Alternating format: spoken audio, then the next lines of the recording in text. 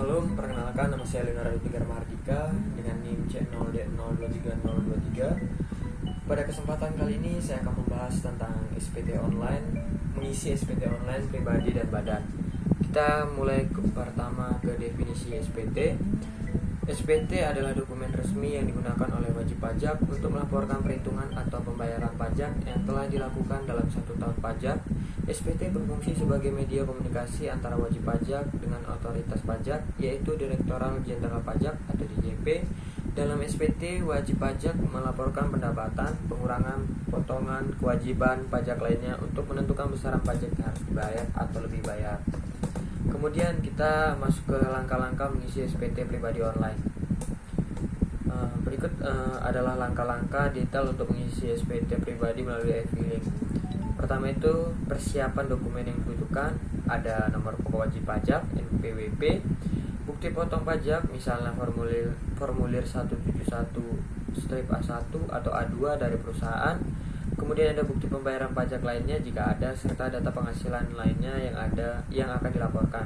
Kemudian proses pengisian, login ke akun e-filing DJP online, masukkan NPWP, kata sandi dan kode keamanan. Kemudian pilih menu e-filing di dashboard, pilih lapor dan lanjutkan ke e-filing. Pilih jenis SPT, pilih formulir SPT yang sesuai dengan penghasilan wajib pajak pribadi. Biasanya formulir 170SS untuk pegawai tanpa usaha atau formulir 1770 untuk wajib pajak yang memiliki penghasilan dari usaha.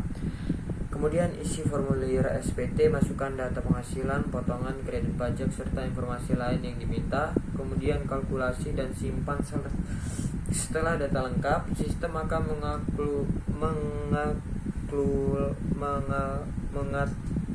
mengalkulasi pajak yang harus dibayar atau lebih bayar.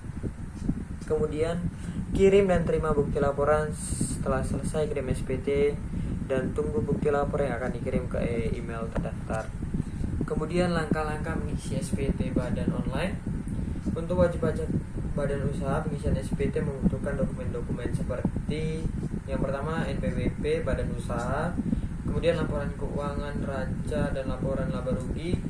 Yang ketiga itu bukti pemotongan dan pembayaran pajak seperti formulir 1721.